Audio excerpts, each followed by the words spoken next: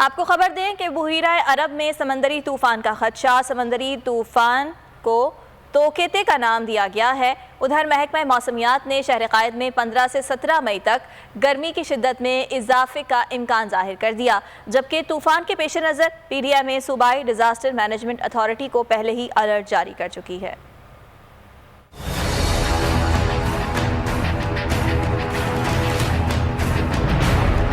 بحیرہ عرب میں سمندری طوفان، میانمار نے طوفان کو توقتے کا نام دے دیا۔ محکمہ موسمیات کے مطابق بحیرہ عرب کے جنوب مشرق میں ہوا کا کم دباؤ بن چکا ہے۔ ہوا کا کم دباؤ کراچی سے 1440 کلومیٹر کے فاصلے پر موجود ہے۔ آئندہ 36 گھنٹوں میں ہوا کا کم دباؤ مزید طاقتور ہو کر ڈپریشن میں تبدیل ہو جائے گا۔ 16 مئی تک ڈپریشن سمندری طوفان بن جائے گا۔ 15 سے 17 مئی کے دوران شہر قائد میں گرمی کی شدت میں اضافہ بھی ہو سکتا ہے۔ دن کے اوقات میں درجہ حرارت 40 سے 42 ڈگری کے درمیان تک جا سکتا ہے۔ اس سے قبل PDMA بھی صوبائی ڈیزاسٹر مینجمنٹ اتھارٹی کو الرٹ جاری کر چکی ہے۔ مراسلے میں ماہی گیروں کو بھی گہرے سمندر میں 14 مئی کے بعد نہ جانے کا مشورہ دیا گیا ہے۔